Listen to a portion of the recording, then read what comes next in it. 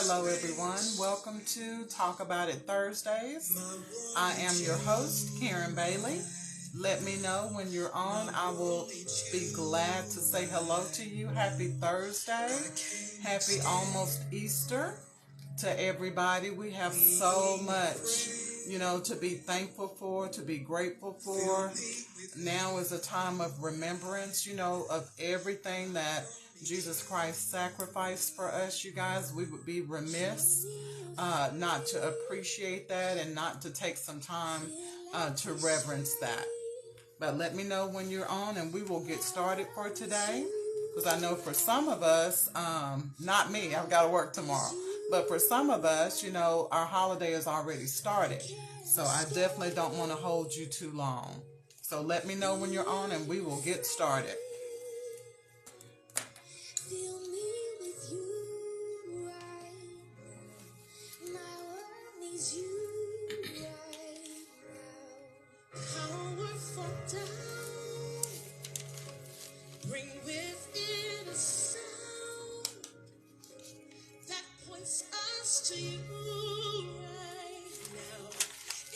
Substitutes right now. Fix what I see. And God, please fix me. Let us see you right now. My world needs you right now. Show me your face. Fill up this space.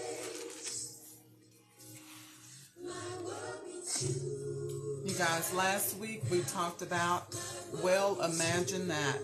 We talked about your life is only as big as what you can imagine for yourself.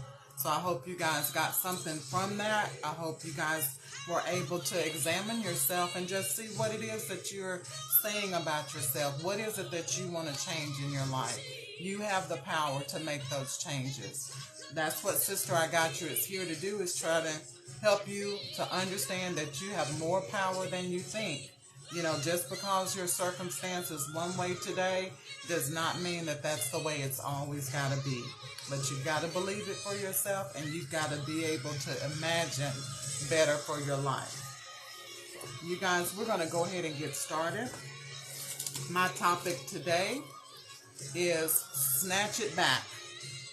A lot of times we walk through life, most of us are guilty of this. We walk through life just accepting our losses and just giving up and just saying, oh, well, that happened. There's nothing I can do about it. But a lot of times it's not always your fault that things happen to you. Some things are set up by traps of the enemy, and we fall into those traps. So that's what we want to talk about today. We want to talk about getting your power back, snatching back those things that the enemy tricked you out of, the things that he deceived you about. That's what we want to talk about today, because I want you guys to understand the resurrection power of Jesus Christ. He snatched the keys of death away from the enemy so that we could have eternal life. And so that's why we have the power that we have today. Jesus is our perfect example of snatching it back. Something that was meant for our harm, he snatched it back. He went through, he made the sacrifices, did what he had to do, suffered what he had to suffer so that we could get back that right relationship with God, so we could snatch back everything that the enemy stole from us. And that's what we want to do today. So we often give up too easily. We often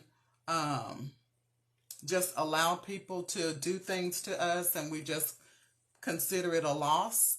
People talk all the time about, I just had to take a loss. That's your choice to take a loss. You never lose if you learn something from it. And that's one thing I'm learning, throughout life. You decide what it is. Even if something doesn't work, it doesn't have to be a loss. If you learn something from it, if it gave you some wisdom to do things a little bit better, then even when you lose, you win. It's all about your mindset. It's all about your perspective. Okay? And then some of us, we're so easy to cheer other people on. We can see beautiful things happening for other people. We can see people successful. We can see people, doing great things. But for some reason, we can't see that within ourselves. That's a seed that the enemy has put inside of you to make you feel like you're not good enough, that you're not worthy, that you're not smart enough, that you're not capable. But God has put everything inside of each and every one of us that we'll ever need in life. Nobody has to give us anything. God gave it to us before he formed us. He gave it to us before he allowed us to be born. And it says that in his word. A lot of times people settle for mediocre just simply because they don't know any better. When you don't know any better, it's hard to do better. But when it's modeled in front of you, it gives you something to strive for. Hey, Ramia, it gives you something to strive for. So it's not always your fault that the enemy snatches things from you. So understand, if you don't know better, it's really hard to do better. But once you see better, once it's modeled in front of you, you have an obligation to yourself, not to anybody else. When you see better than where you came from, when you see somebody succeeding in a way that you want to succeed, you owe that to yourself to get excited. You owe that to yourself to try to do better, to try to achieve your goals. Because at the end of the day, this is your journey. Nobody else can sit back and talk about your life but you. So it's up to you what you want your life to end up being. And so even though those circumstances sometimes are not our fault, God will allow somebody to come along. God will allow a situation to come along where you can see a glimpse of better. But you have to snatch that opportunity. Things are not going to fall out of the sky and make your life better. You have to want it bad enough to go for it, because it requires tears, it requires sacrifice, it requires obedience. And those are the things that you're going to have to decide for yourself. Is it worth it? Do I want to live better, or do I want to live this mediocre life and sit around and complain about how my life never gets better? You've got to decide that for yourself, and you've got to want it bad enough to do something about it. And just because you're in a specific situation, just because your life is at the point that it's at right now, does not mean that it has to stay there. That's all up to you. That's all up to what you think about yourself. It's all up to what you think about the God that you serve. God has got to be bigger than your circumstance. He's got to be bigger than your problem. He's got to be bigger than your fear. He's got to be bigger than that surrounding. You got to decide what type of God you're serving and what God can do in your life. God has no limitations. We put the limits on God. And how you feel about yourself and the value that you place on yourself can often be shown by two specific things in your life. One is the choices that you make. Number two is what you're willing to tolerate and settle for. Those two things tell people what you think about yourself. I want you to think about that. The choices that you make. Are you just out there doing anything and everything and not weighing in the consequences? You can't really love yourself that much if you're not even considering the consequences of your actions. That's not loving yourself. And then what are you willing to tolerate or settle for? Are you just allowing any and everything to happen in your life? You allow people to treat you a certain way. You allow people to talk to you a certain way. And then you settle for that thinking, oh, well, I can't do any better. But you have to ask yourself, who told you that? It wasn't God. God would never tell you to settle for mediocre. He would never tell you to tolerate being mistreated or tolerate being made to feel like a second-class citizen. He would never tell you to do that. So you have to decide for yourself whose voice you're listening to. And then you have to decide if you're going to stay there or if you're going to start following God. And last week we talked about imagine that. Because truly you can't have a better life until you can envision yourself in that life. You have to be able to see yourself doing better in order to be motivated to be better. And then why is it so easy to believe for somebody else to have better, to do better, to live better? But why is it so hard to believe that we deserve the same type of blessings? You know, we can cheer other people on, like I said before, but it's just something about us when it comes to us. And if you have never experienced this, God bless you. But if you've ever experienced good things happening to you and you get this feeling over you, almost like, I'm scared. I don't know when this is going to end. I don't know if I can handle it. I don't know if I deserve that. You know, that's a self-esteem issue. And if you've never dealt with that, great. But if you have, this is what I'm talking about. We can cheer everybody else on. We can be happy for everybody else. But then we feel strange when God starts blessing us, which is what's supposed to happen. But you have to believe that you're deserving of what you're receiving. And the reason why we have such a hard time with that is, one, we believe our flaws outshine our beauty. You know, a lot of times we will point out our flaws to people. People will say, oh, you look so pretty, or this, that, and that. Oh, girl, you know, I need to lose some weight. You know, we start talking about our flaws.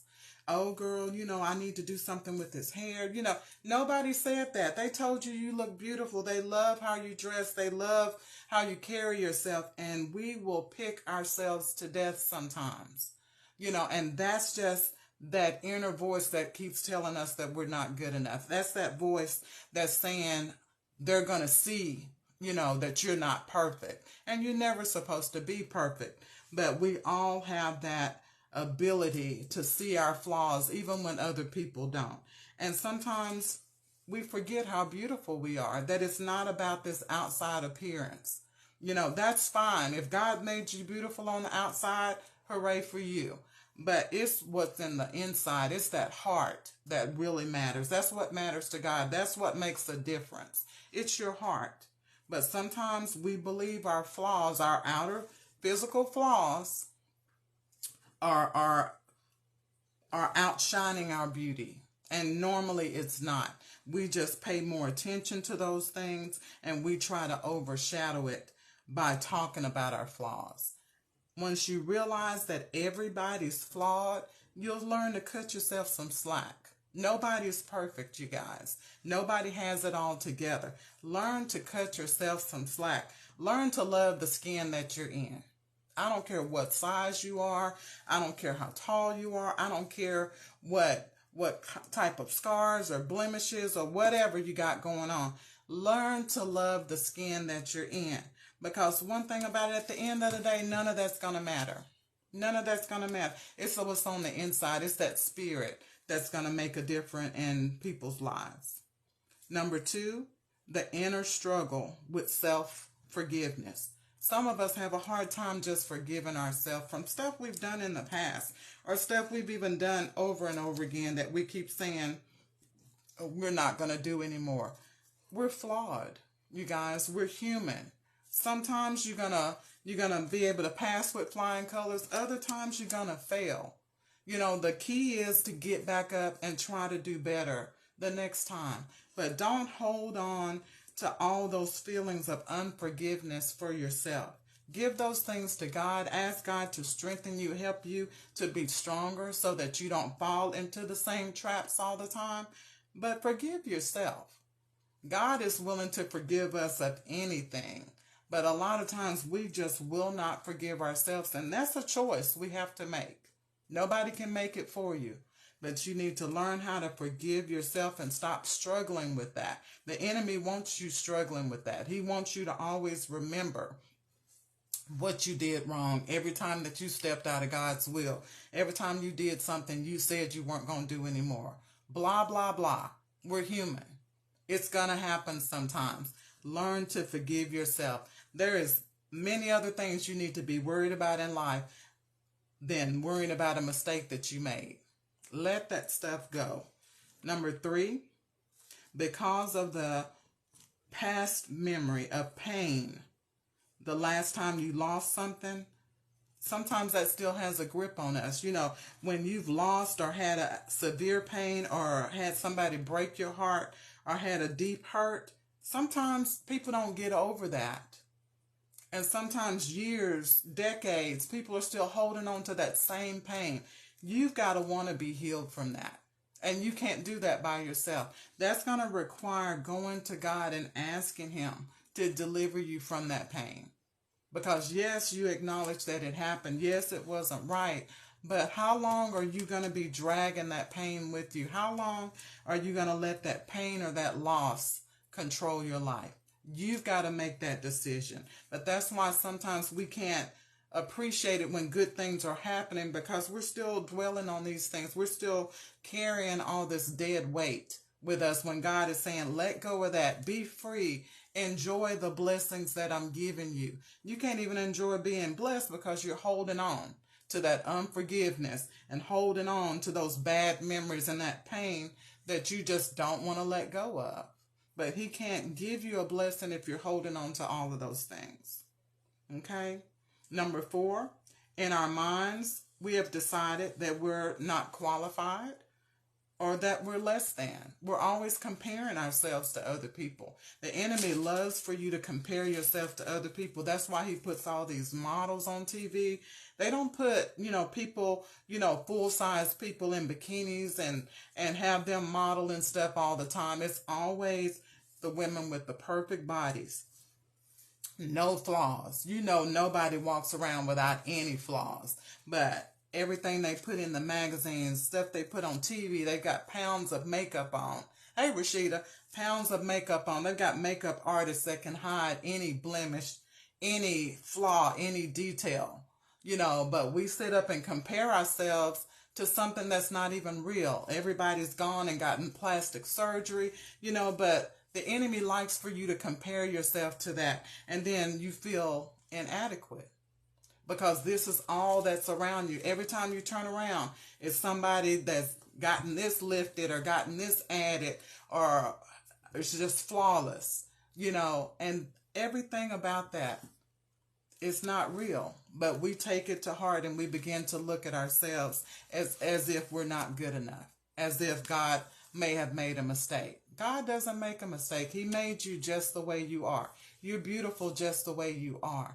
You've got to stop comparing yourself to other people. Somebody's going to love you for just how you are right now. But they won't be able to love you if you're always judging yourself. Hey, Kinsley, if you're always pointing out your flaws all the time. Because you start pointing them out, then they start seeing them. They be like, oh, I didn't realize you had that going on. Oh, I didn't realize. Oh, I see that now. You're going to turn people off because all you do is bring up your mistakes or your flaws or what you feel is inadequate about you. Stop saying those things about you. Let people see you the way God sees you. Quit trying to sabotage yourself and sabotage how people see you. Okay? Number 5, another reason why we have a hard time believing we deserve to be blessed is because we get weary. We get weary of trying sometimes. Sometimes, we feel like, nothing good is going to happen and we just keep doing this and we're trying to do our best, this, that, and the other. We get impatient sometimes. Sometimes our blessing is right around the corner, but we give up too soon. I've done that. I've given up too soon. I've gotten weary of trying. I've gotten weary of being the good person. I've gotten weary of being the one that turned the other cheek. When people are coming against you. Sometimes you do. You get tired of that because you're not Jesus. You get tired of that. And sometimes that's why we miss our blessing or we can't see our blessing that God is trying to put right in front of our face. Another reason is we focus more on what could go wrong rather than what could go right. We get so scared, so intimidated. God's trying to bring somebody into your life. It might be somebody, I don't know, maybe to be a love interest, maybe to be a new friend, this, that, and the other. But all we can do is try to be so cautious. We're so scared because this world is so crazy. It's got us scared of everybody. I was talking to Rashida. Matter of fact, we were talking about dating and stuff. It's scary. But the enemy wants you scared. He doesn't want you to connect. He doesn't want you to find love. He doesn't want somebody to love you. He wants you suspicious of everybody. Because if you're suspicious of everybody, you're never going to make that connection that you need to make. And that's where he wants you. He wants you single. He wants you alone. He wants you, even in a relationship, he doesn't want you together. He wants you divided. He wants you by yourself, even when you're with somebody. Okay? And then number 7, we don't know how to receive. Some of us just don't know how to receive because we're the ones that have always done the giving. And sometimes we don't know how to receive because people haven't given to us out of a pure heart. People haven't given to us just to bless us. People have tricked us in the past. They had ulterior motives. And those things stick with you. They stay with you. And even when somebody is trying to come to you in the right way or trying to bless you in the right way with no motives, with a good heart, sometimes we're suspicious of them and we don't know how to receive from them because of all of that past stuff, all the trickery in the past that we've fallen for and all the pain and disappointment, from other people that said they were there for you and they really weren't. So sometimes we just don't know how to receive because people have not kept their word in the past. So that stays with you and that makes you leery and that makes you build up that wall that won't let you be open and free to receive. Okay? And number 8, another reason why it's so hard for us to believe in the blessings that God is trying to give us is because we try to do things in our own strength, with our own human limitations. We can't do everything on our own. And a lot of times we try to do things on our own. And then when it doesn't work out, we blame it on God. You didn't include God in the first place, so it's not his fault that it didn't work out. But a lot of times we'll say, well, nothing good ever happens to me. No, you're trying to do things in your own strength with your own little limitations. God wants you to invite him into every aspect of your life. He wants to bless you with something big, but you want to do your own thing over here and feel like you can do it on your own. And then when it fails, you want to say God is not blessing you. But that's not the truth. And you got to understand that change always starts from within. No matter what you want to see changed in your life, God has a way of always bringing it back to you. Somewhere you're involved. Whatever's not going right in your life, and I had to swallow that pill and realize whatever has not gone in the right direction in my life, everything that has trickled down and been a disappointment, somewhere I had a part in it. Somewhere I was involved in it. It didn't just happen. Something about me either invited it, allowed it, tolerated it. Okay? Somewhere I played my part in that. So I had to learn that change always starts from within. So anytime you go to God talking about you want change, I promise you the first thing he's going to do is show you. And that's who he needs to show you. Because when you're in relationships and marriages and stuff, people want to go to God and talk about the other person. If they're truly talking to God, God is going to always bring it back to you. He's going to show you your shortcomings. Because a lot of times you're the common denominator of the whole thing anyway. If it's always happening to you or around you, somewhere you're the problem. And we all have to face that and be honest with ourselves and realize the change has to start with us. We've got to change the way we do things, where we're going, how we're talking, who we're dealing with. We've got to make those necessary changes, okay? So look back over your own life and ask yourself, what do I wish I had handled better? I sat down and thought about that the other day. There are some things in my life I wish I'd have handled better. I wish I hadn't let my emotions, get the better of me. And I know I'm not the only one. What did you let get out of control in your life? What did you let get out of hand because your emotions were running high? We can all sit back and think about that. Those are those things, those are those ways that the enemy tricked us. Those emotions will get you in trouble. You have to think with your head, not with your heart. Because when you're upset, you're not rational. When you're hurt, you're not rational. So you have to understand you cannot rely on your emotions to make decisions for you. And we've all made some really big mistakes because of our emotions. Number 2, what permanent decision did you make over a temporary situation? Some of us have just given up on stuff. Some of us have packed up and left. Some of us have, just thrown in the towel on some things that if we would have just waited and gave God a chance to do what he was going to do, he would have let you know, either you're going to stay, I'm going to show you how to stay, I'm going to show you how to maintain, or I'm going to tell you when to get up and it's time to move on.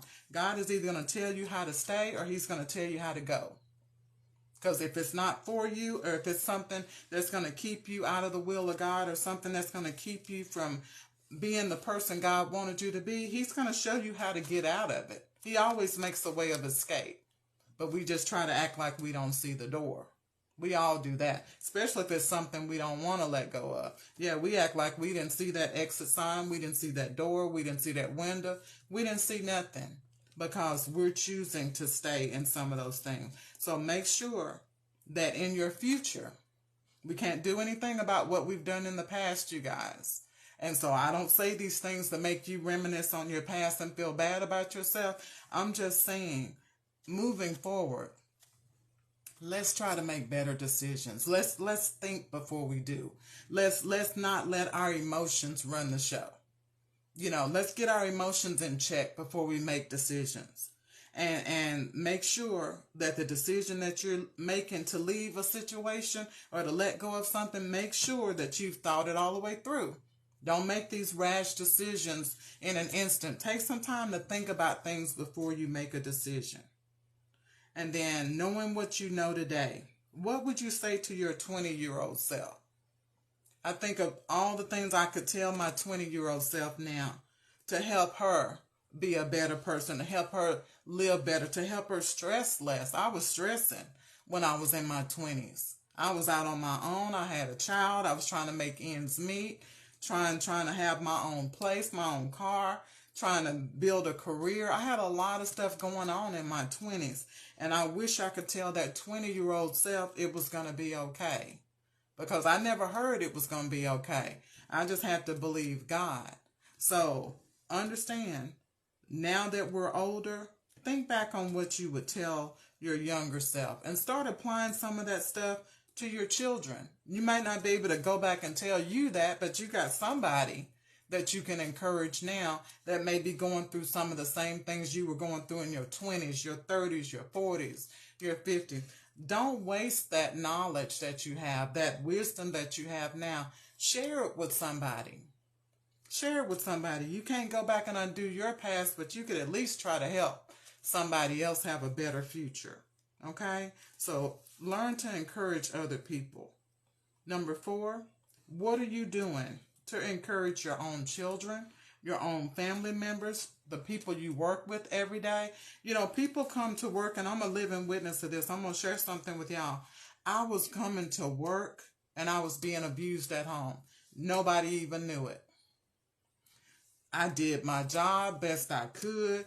I cried my tears in my car. I had arguments with my husband out in my car on my break. I had to dry my face up and come back and do my job. You don't know who is going through what, and they're working right beside you, trying to get through that 8 or 12-hour day. So don't just assume that people are okay. Don't assume that, because you don't know what they're dealing with when they go home. There was times where I didn't even want to go home, and there were times where I didn't go home. So understand, everybody needs encouragement. Everybody's going through something, and if they're not going through something right now, they're going to go through something later. And you never know, something you may say, or the way that you act, or the way that you carry yourself may give them the courage to get through a situation, a whole lot better than they would have. You just never know what your influence means to somebody. So take the time to not be so caught up in yourself, and give some words of encouragement to people that are around you. Number 5, ask yourself this one. This one's going to be hard for some of y'all. Ask yourself who you haven't apologized to that you hurt. Who have you not apologized to? I know you think that you was wrong, but they feel like you hurt them. So from what I'm learning, if somebody feels like you did them wrong or that you hurt them, you may not realize you did it, but that's still their feeling. That's still real to them. And if they've ever expressed that to you and you've jumped up in denial, well, I didn't do nothing to you, blah, blah, blah, blah, blah. Recognize people's feelings, honor their feelings, and apologize. Because maybe you didn't intentionally do something wrong, but somewhere it went wrong somewhere. And they got hurt somewhere. And you may not be able to pinpoint what you did wrong, but if somebody is telling you that you hurt them or that they feel like you owe them an apology, try to see it from their side. Don't be so prideful. Because what does it hurt you to say, I didn't know what I did, but whatever I did, if I hurt you, I'm truly sorry. And mean it from your heart. Mean it from your heart. That's how you get your power back. When you forgive people and you're forgiven and you're willing to apologize, you get your power. You snatch all that back from the devil because now they can't hold a grudge and you don't have to walk around feeling guilty and vice versa. Okay? You have to make up your mind to declare that it's time to snatch back everything that the enemy has stolen from you. First, you have to examine the method that the enemy used to take whatever he took from you in the first place.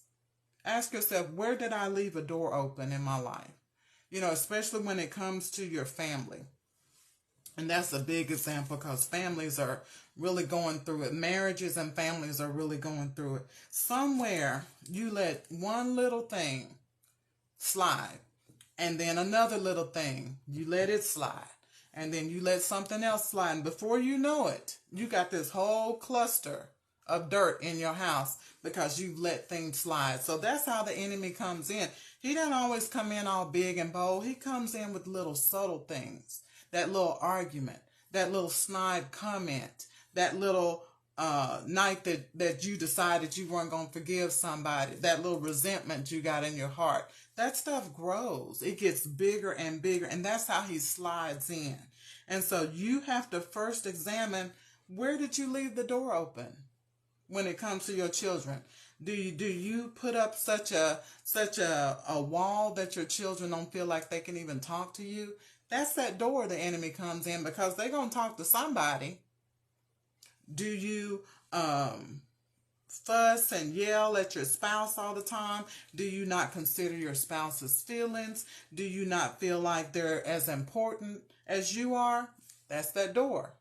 You done open the door because guess what? Somebody else is waiting to show that man something different. And they're going to do it because you're leaving the door open.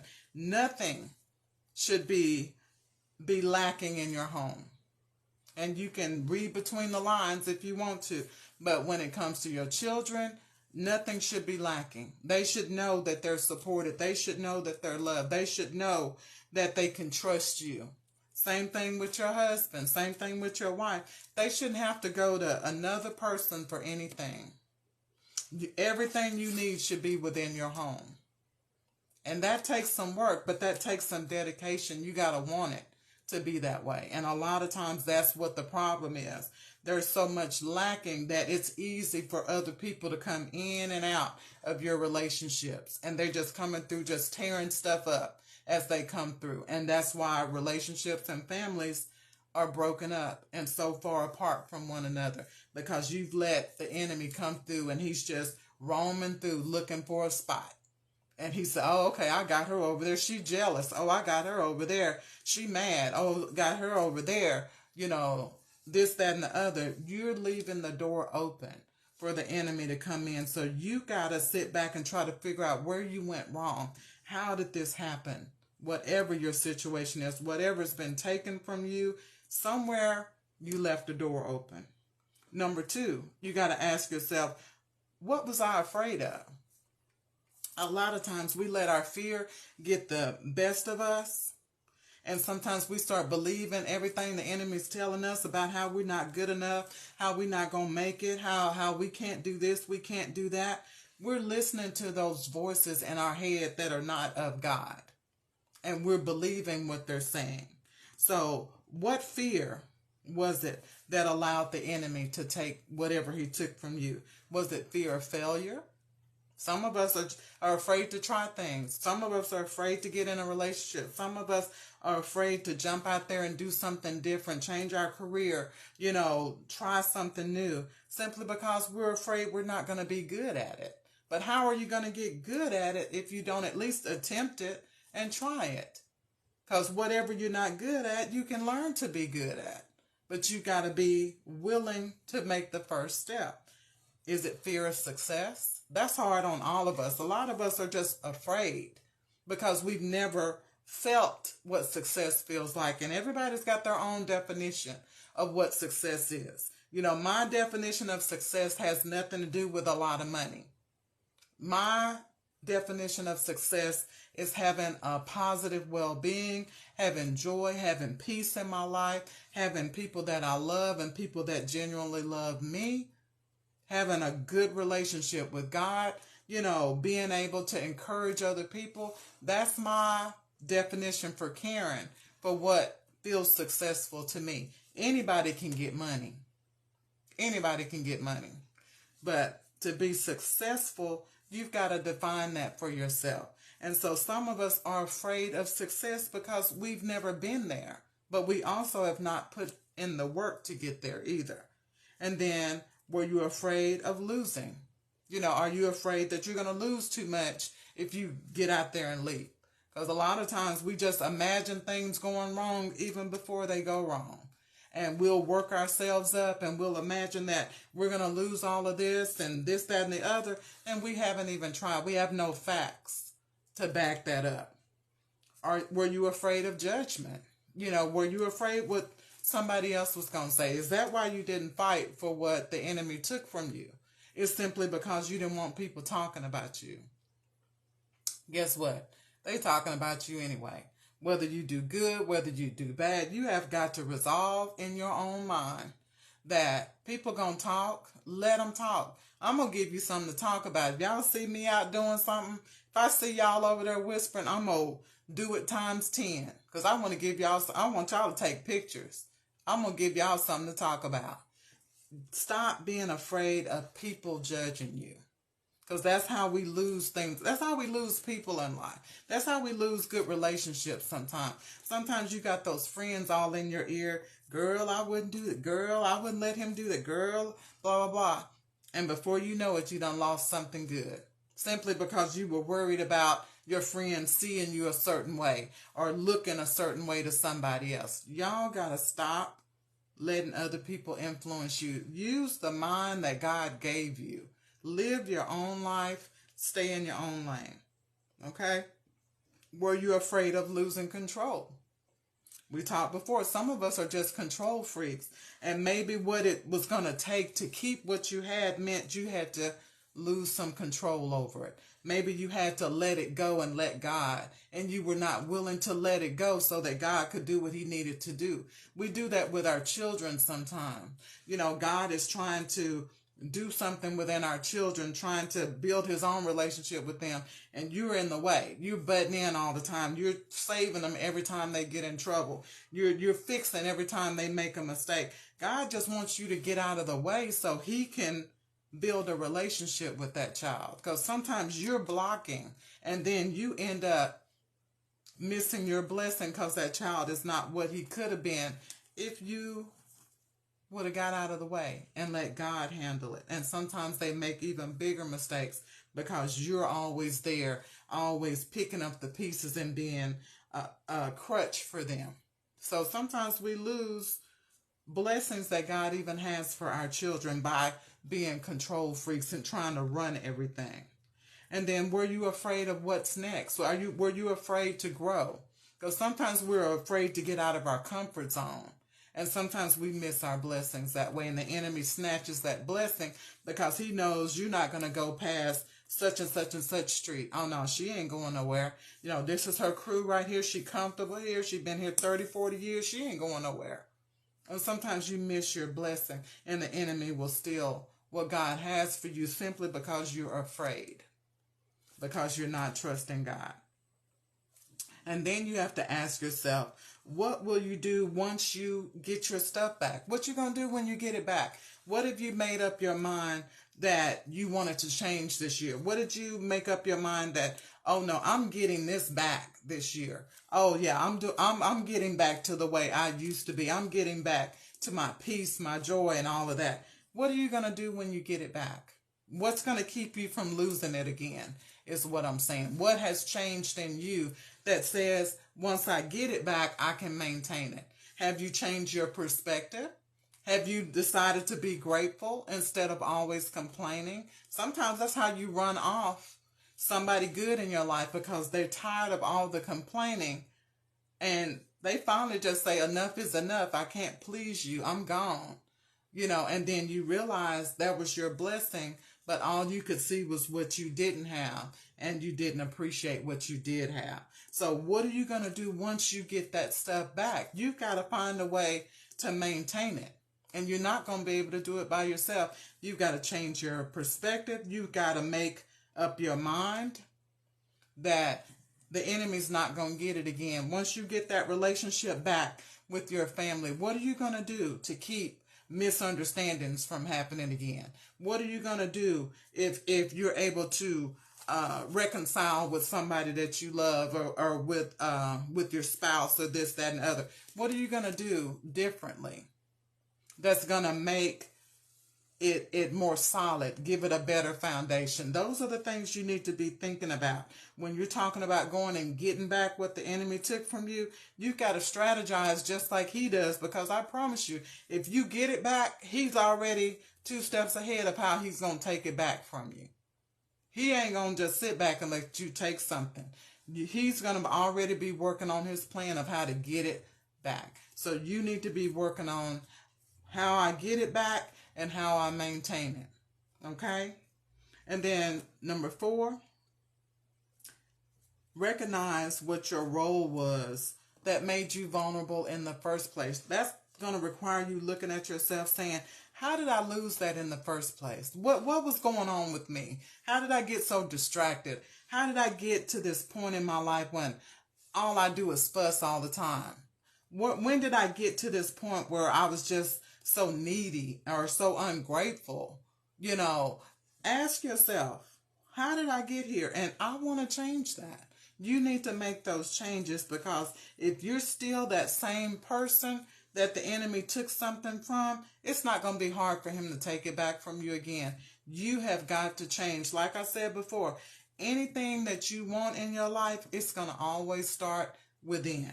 So you've got to change some things about yourself that's going to make sure that the enemy is not able to just come back and take those things from you. Okay? And then we're all concerned about theft. Theft is a big thing in the world that we live in. We all have alarms on our house. We got alarms on our car. Some people got bars on their windows. You know, some people got dogs in the yard to keep people from breaking in. But you know what? Theft is simply this. It's the unlawful taking of what does not belong to you. You unlawfully took something without my permission. That's what the enemy does. He takes that. He don't ask your permission. He walks around lurking, trying to see where you're vulnerable. What can I snatch from her? What is it that she's not appreciating in her life? What is he not appreciating that I can just snatch up? Because once I snatch it, he gonna feel the loss. She gonna realize it's gone.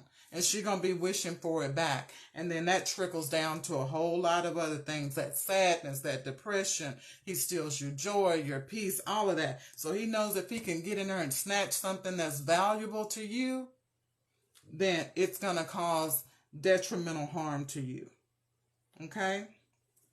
But before you can snatch anything back, you have to first come to the realization that something has been stolen or something is missing. There's a list, a shopping list that the enemy has. He shops for this with each and every one of us. He ain't making no difference in us. There's certain things the enemy wants to take away from each and every one of us. And this is his shopping list. The first one, you got to recognize that the enemy comes to kill, steal, and destroy. So anytime he takes any one of these items off of the shopping list, his goal is to kill, steal, and destroy the rest of your life. His goal is to kill, steal, and destroy the lives of the people around you. He comes to kill, steal, and destroy your destiny. And you better recognize he's going to try to do it. The first thing he tries to take your peace. How does the enemy try to take your peace? How does he snatch your peace from you? Number one, we get ourselves surrounded by all these negative situations, listening to all this negative talk, listen to all of these lies and social media, this, that, and the other. We get all involved in stuff that has nothing to do with us. And then sometimes we take on more than we can handle. We think that we're stronger than we are, and so we're doing too much, basically. And then sometimes we're chasing after the wrong things. He'll get you distracted and have you desiring things that aren't for you. And a lot of times we want what everybody else wants. We want what looks good, smells good, tastes good. He got us chasing after stuff that may not be for us. Just because it's for her or for him may not mean that you're supposed to have it. Okay? And then he makes you make money the God of your life. He makes you chase money. The enemy will steal your peace because he will always make you feel like you don't have enough money. And he'll have you chasing after money. You'll never catch it, but he'll always have you chasing after it. Okay? He'll make you think that God is not on your side because situations will come in your life. He'll make you think that, oh, it's only happening to me. No, bad things happen to everybody. Bad things happen to good people. Bad things happen to bad people. But if he can convince you that God is not on your side, he's going to steal your peace. Listening to all this world news that we have to deal with, all these theories out here, all these different people with fake news, this, that, and the other, focusing in on all of that stuff, it will steal your peace. You have to discern what you need to be looking at and what you don't.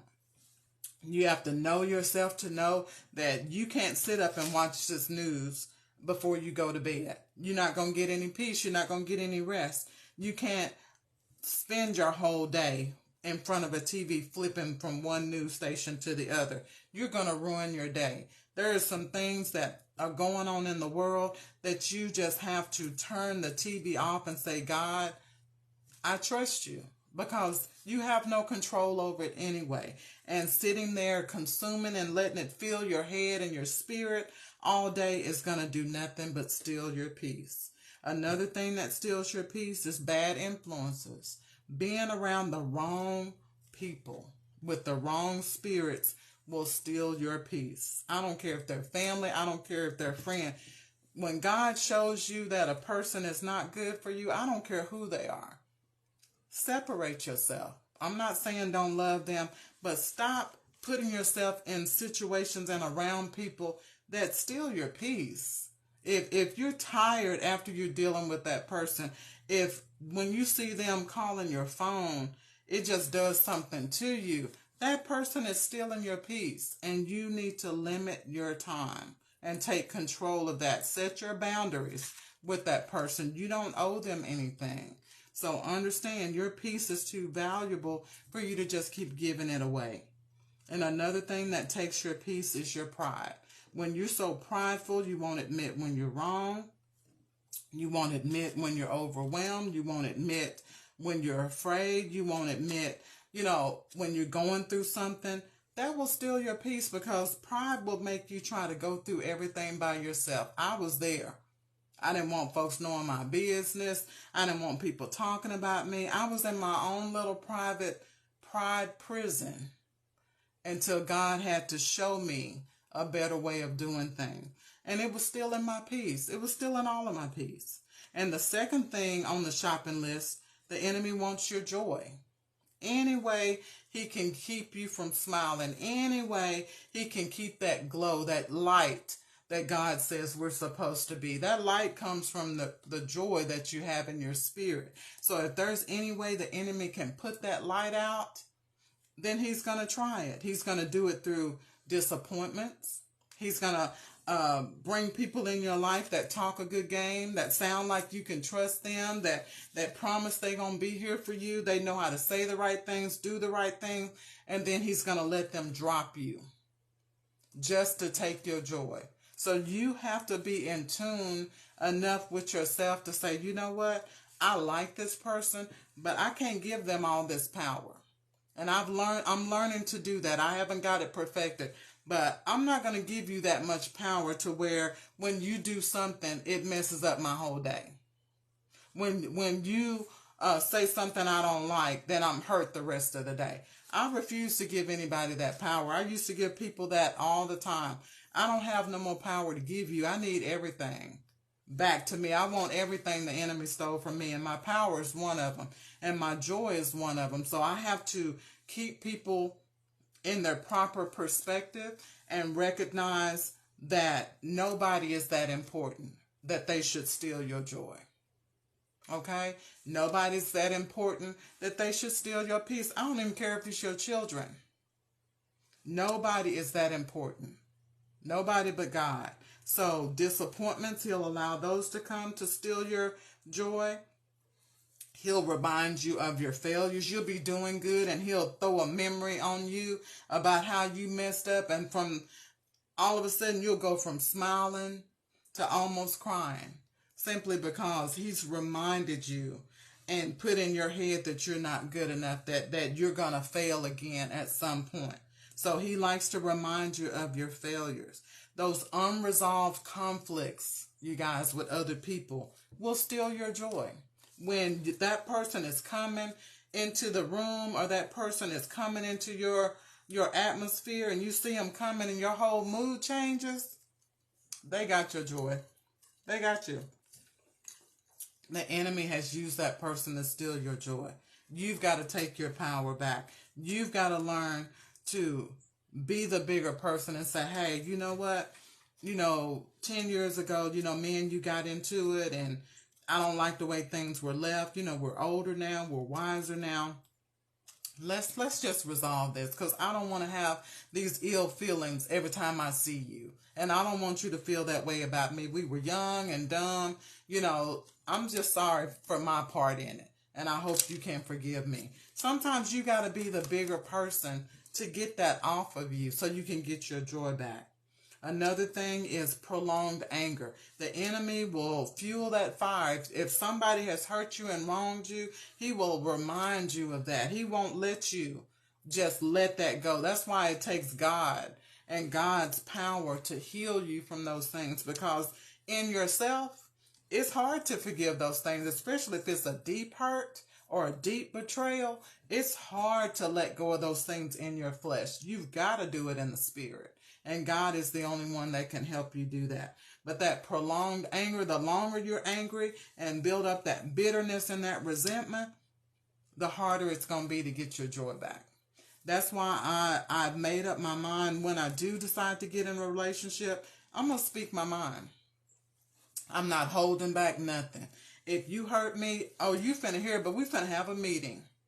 Because I'm finna have bullet points and everything. I'm going to pull out the dry erase board. I'm going to write all my stuff. I'm going to have a whole presentation. I'm not biting my tongue anymore. I went through my life biting my tongue, trying not to upset anybody. And I was the one that lost my joy. They was happy. They wasn't worried about nothing. I was the one that was always crying all the time, feeling bad about myself, because I did not stand up for myself. When you stand up for yourself and you let it be known what somebody has done to you and what you're not going to tolerate, you can get your joy back, because now you're understood. Ain't nothing like getting a good understanding about what I'm going to do and what I'm not going to do, or what I'm going to tolerate and what I'm not going to tolerate. We can get along now because you understand me. So anything that you do, you already understood that it's a deal breaker. So get your joy back. And then hope deferred will sometimes steal your joy. When you've been waiting and waiting, some of us women that have never been married, or, they hope for those moments when they can be the bride. And then some people, as we get older, they start thinking it's not going to happen. It's never too late. If God means for you to have something, or if he wants you to be married, or if he wants you to do this, that, and the other, don't let your age be the deciding factor of when you give up. Don't give up on God. Ask God to help you keep your joy. Ask God to help you enjoy where you are now while you're waiting for where he's trying to take you. Because a lot of times we miss out on some beautiful things simply because we're looking so far ahead instead of enjoying where we are right now. And we forget that we don't know how many years we have. We don't know if we're going to make it till tomorrow. But we focus so much, and the world teaches us to focus 10, 20, 30 years ahead for something that may never happen. So we've got to enjoy where we are right now. We've got to appreciate and be grateful. Gratefulness will give you your joy. When you sit down and you think about the goodness of God, joy will come all over you, no matter what your circumstance is. Number 3 on the enemy shopping list is your confidence. The enemy wants your confidence. He does not want you with your head up. He does not want you feeling good about yourself. He does not want you thinking that you're everything that God says you are. He don't want you thinking that you're fearfully and wonderfully made. No, he's got to remind you, okay, you don't look like her. You're not a size 6. You're not tall. You don't have her hair. You don't this, that, and the other. That's what he wants you to keep thinking. But God made you like you were for a reason. Nobody can be you. There's only one you. So walk in confidence knowing I am what God wanted me to be. No matter what other people think about me, I'm what God wanted me to be. And keep reminding yourself that you are who God says you are. Stop letting the world decide who you are. And the enemy will keep reminding you of your shortcomings. He will keep you guilty over your past sins. Stuff you did 10, 20 years ago that don't nobody know about. He gonna remind you of it until you let that thing go and stop dwelling on it. Letting others make your decisions for you. When you're a people pleaser and you let everybody else make the decisions and you're not even comfortable with the decision, your confidence level is going to suffer for that. Because you're going to start thinking, well, I don't know if I'm making the right decision because you've let other people decide for you too long. Start making some decisions for yourself. Quit letting your family control you. Quit letting a controlling spouse control you. And quit trying to please everybody.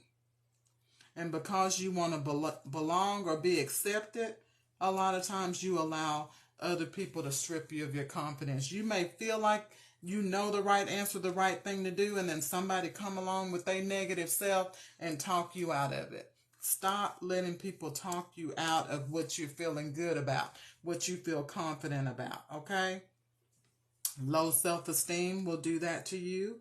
And low self-esteem basically comes from negative things that have happened to you, negative things that have been said to you, people disappointing you.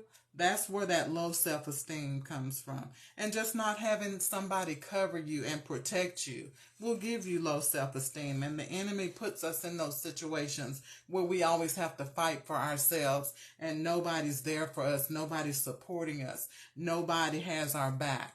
And nobody's, like I said, nobody's covering us. And the enemy likes those situations because he can always keep you down on a certain level as long as you don't feel confident and you don't feel good about yourself. Number 4 on the enemy shopping list is your time. He wants your time. He wants you busy. He wants you running in circles. He wants you dealing with people that just waste your time with their long conversations that ain't about nothing. They long conversations lying about stuff that they ain't never gonna do. He wants you wasting your time, because if you ever realize how important your time is, and if you ever get organized and get structures and prioritize your time, you're going to be productive. And that's the last thing the enemy wants. He does not want you productive, because a productive person is a prepared person. And a prepared person is an effective person. He don't want you effective for God. He needs you running around in circles. He needs you confused, because he's the author of confusion. So if he can waste your time and make you feel like you ain't got enough time to do what you need to do, got you making foolish decisions, got people in your life, just wasting your time and zapping you of all your energy, you're right where he wants you to be. Okay? And if you're a busybody, always in other people's business, if he's giving you that spirit of just being a nosy busybody, you're going to waste a lot of time worrying about other people's business when you need to be focusing on yours. So that's one of the things that's on his shopping list. Number 5, another thing on his list is your ability to love or to receive love. The enemy wants to snatch that from you. He knows that God is love. So he doesn't want you to love, and he doesn't want you to have the ability to receive love. So that's why he allows so many things to happen in your life. That's why he allows people to hurt you, sends people in your life that don't mean you any good. And if your spirit of discernment is not where it's supposed to be, you're going to let him in. And he love it when you let him in, because he can work with it then. So you have to understand, a lot of times it's not your fault. It's not your fault that as a child you weren't loved properly, that you weren't told I love you, that you weren't hugged enough. There's nothing you can do about that. But the enemy knows that because of that, it affects your ability to love and to receive love. Because when you're not used to being loved, you don't know how to handle it. Sometimes you'll run away from it. I've run away from it because I don't know how to handle it sometimes. I run away from love sometimes. But then sometimes people will do the opposite. They will manipulate and abuse it and try to get all they can out of that person that genuinely cares about them. That's somebody that doesn't know how to handle love when they try to manipulate and abuse it. And then fear, due to past relationship. The enemy will give you this spirit of fear and just remind you that none of your relationships have worked. This is what happened to you last time. Get ready, because he's acting like the other one did. It's gonna happen. He puts all those things in your head, and he makes you confused, and he makes you think something is something else when it's really not. When all you need to do is have a conversation and get a proper understanding. He puts all these things in your head that makes you assume. And you know what they say about assuming. He makes you assume and makes you fear and makes you jump to the wrong conclusions about things. And then those of us that have been abandoned in our past. If you've ever been abandoned, if you've ever been left with nothing, if you ever been left with a situation that somebody promised to help you with, or you ever been left without protection, without somebody taking care of you, having to fend for yourself, then that's going to affect your ability to love and also your ability to receive love and give love. Okay? And like I said earlier, some of us have been caregivers for so long. We give and give and give.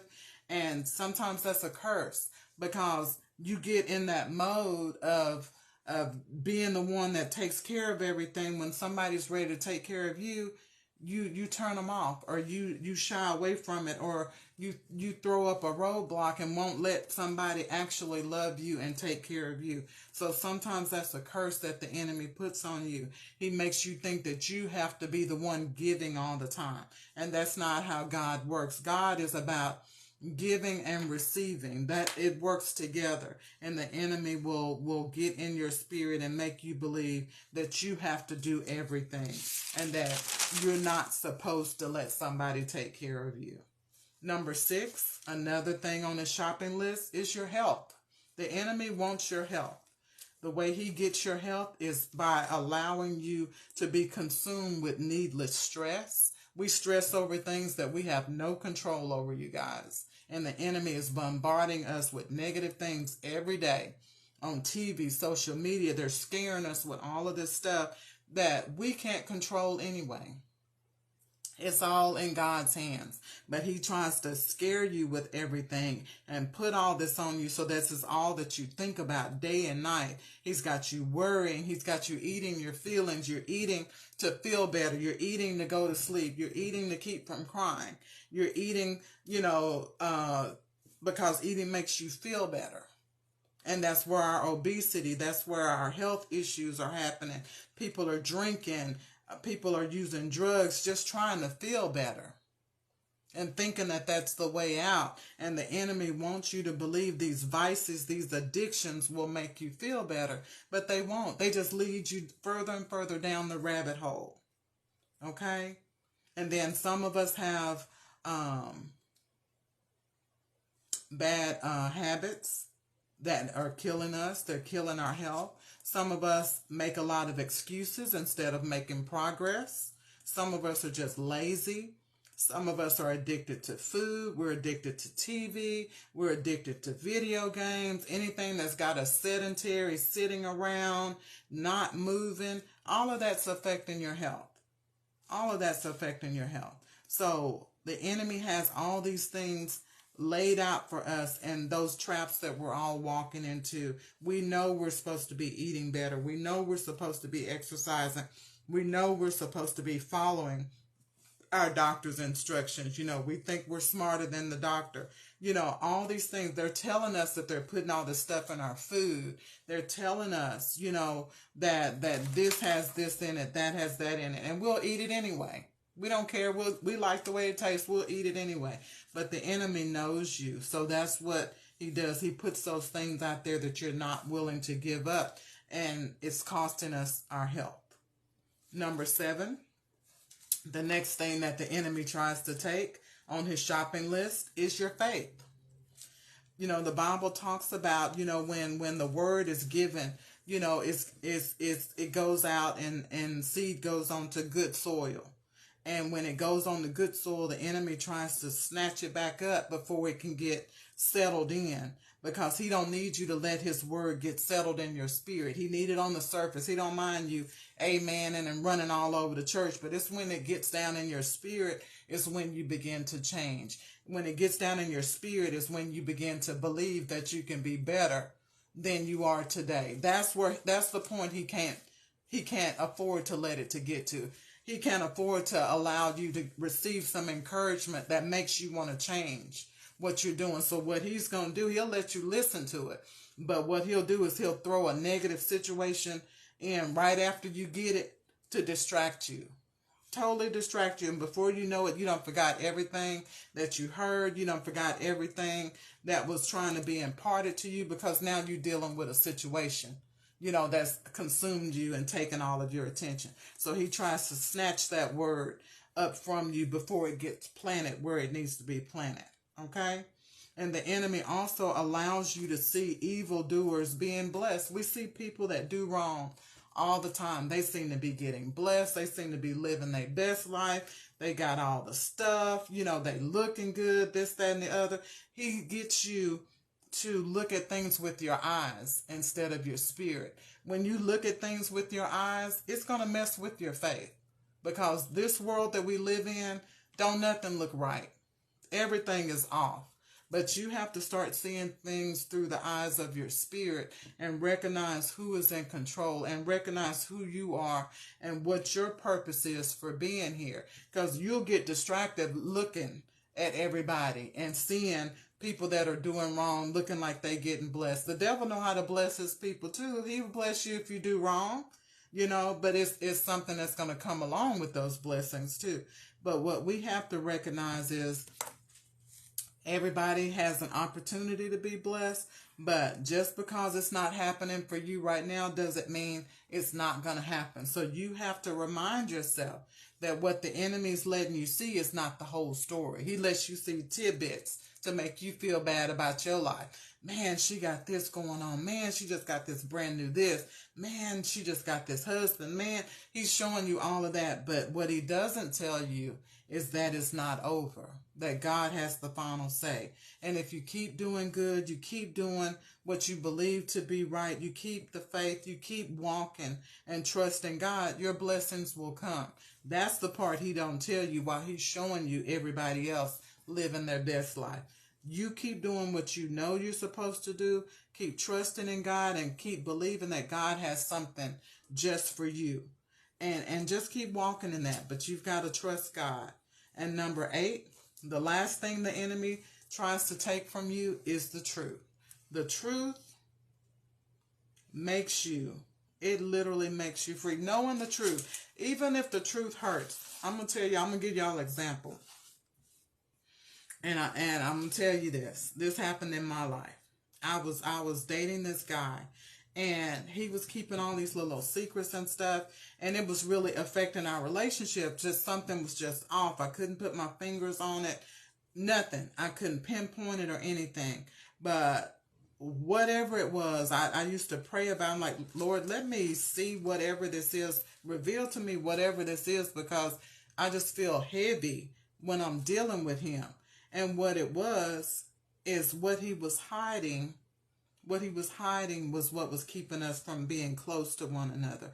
And once he told the truth, and once he came, even though the truth hurt, it hurt. I was angry for a minute. But once the truth was out there, we were able to be friends. It didn't save the relationship, but I was so thankful to finally know that I wasn't just feeling something, or I just wasn't overreacting. The truth actually freed me to actually be able to be close to this person and actually be this person's friend, because the lie was dividing us. And sometimes we get comfortable with the lie because we're afraid of what the truth is. We've got to flip that. It's better to know the truth. Let me know the truth so I'll know what I'm dealing with. Don't have me living a lie with you. Don't circle me with a bunch of lies and then my life fall apart because of it. It's better to know something up front. It's better to know what you're dealing with so you can make the decision as to if that this is for you, if this is something you really want to deal with. So the truth itself is progress. The truth will help you make better decisions. Lies will always reveal themselves, and they always seem to bring pain. You know, it's our parents used to say all the time, what's done in the dark will come to the light. And normally when it comes to the light, it causes somebody some pain. And then sometimes it's just easier for us to believe a lie.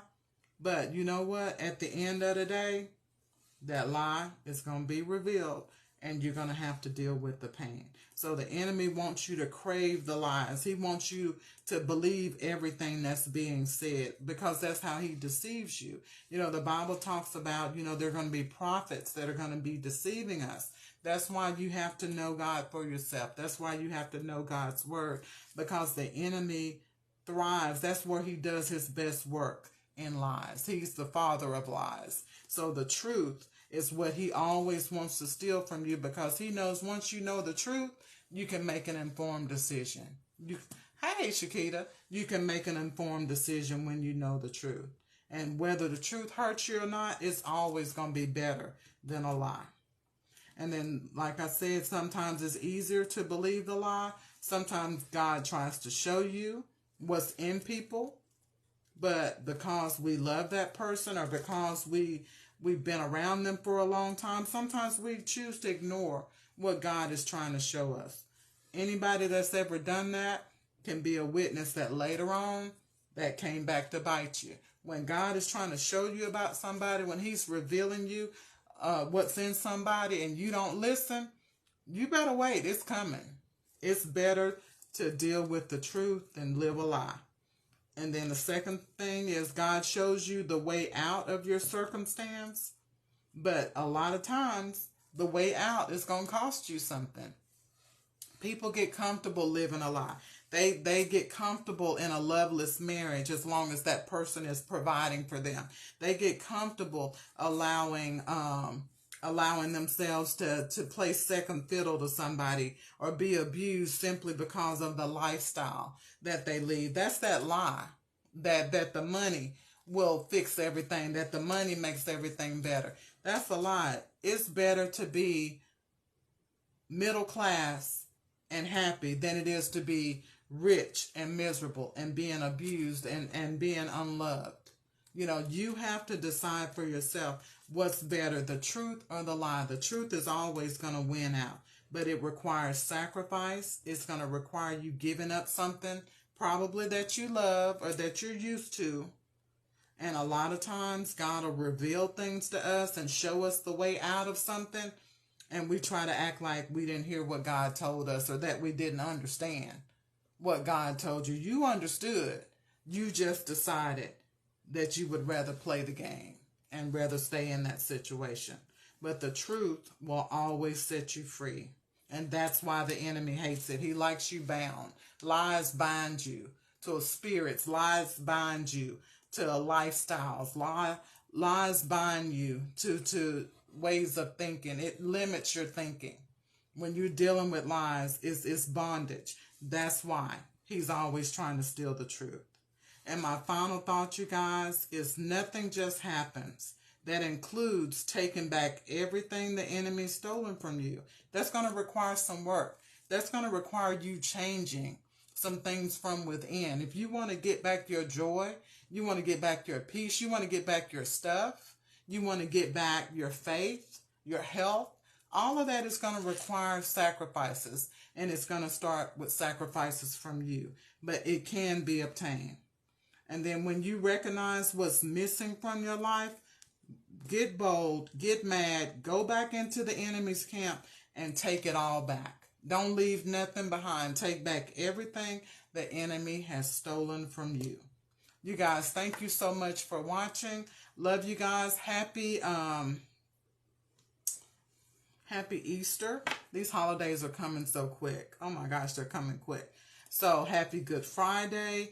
And you guys, just remember what this time is about. You know, Jesus bore it all. He sacrificed. He knows about the enemy trying to take something from him. And he is the perfect example of how he believed and how he kept the faith and how he did what he had to do to let the enemy know that no matter what you try to take, God is always going to give it back tenfold. Thank you guys for watching. Love you guys. Have a great holiday. Stay safe. Bye-bye.